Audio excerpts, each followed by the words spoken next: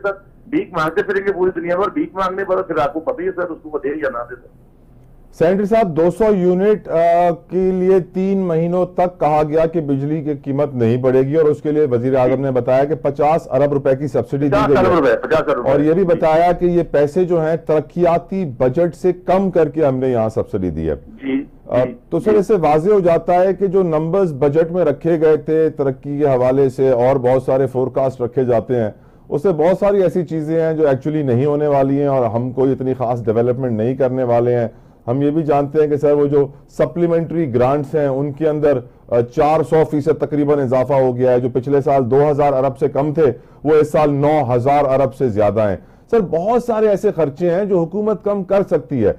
Sir आपको मालूम है कि इंडिया ने जब तरक्की की थी तो वो मेड इन इंडिया गाड़ी सारे सरकारी अफसरान और पॉलिटिशियंस एम्बेसडर यूज करते थे उनकी, और फिर आज उनकी गाड़ियों की सनत कितनी आगे पहुंच गई।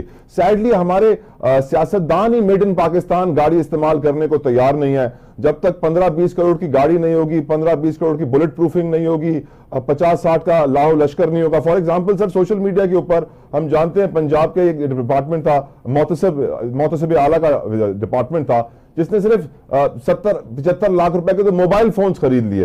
सर बहुत सारी जगहों पे जिस तरह हमारी बिजली चोरी होती है, टैक्स चोरी होता है, उसी तरह सरकारी अफसरान भी टैक्स पेयर के पैसे से जिस तरह अयाशिया करते हैं सर, बहुत सारी जगहों पे हमें इकदाम करने हैं। वो इकदाम होंगे या फिर बस यही होंगे जो वजीर आजम ने किए हैं? सर देखिए किसी जगह से तो शुरू करना पड़ेगा ना।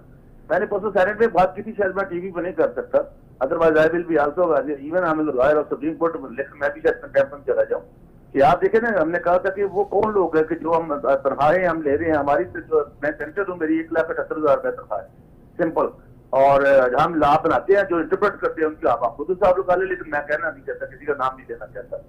तो फिर उनके बाद उनके रिटायरमेंट के बाद उतनी पेंशन भी उनको मिलेगी।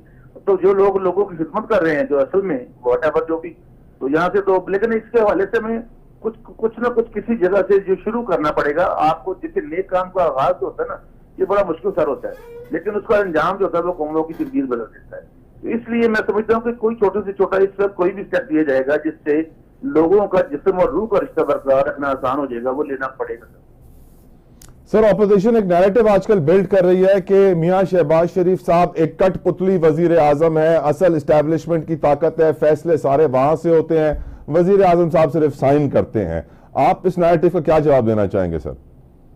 चलो ठीक है जी, मानवेन की जो अफद कर रही है, आजकल ये इजाजत मांग रहे हैं गजा पे और पैलेस्टाइन पे एहतजाज करने की कि हमने जुलूस निकाला। जिस दिन ये शामिल हुआ, ये बात आई जो अपना करारदाद, उस दिन उन्होंने मुखालफत कर दी इसकी कि इन्होंने उस करारदाद की। नंबर 2, ये जब ये कहते थे बाजवा साहब को, ये जो उनका अमरीकी था जिसने राणा सनालो साहब की फतवा में रहता, वो कहते थे मेरे बाप हैं अपना जनरल बाजवा साहब, सर जिनको उससे मीर जाफर मीर सादिक कहते थे, यजीद कहते थे, रात को कहते थे जो दांतों का डॉक्टर है, दांत खराब करता है अलवी, तो उसको कहते थे कि ये अपना इसको करेंगे आप पूरी उम्र का आपके हम दे रहे हैं आपको एक्सटेंशन जब तक आपकी लाइफ है।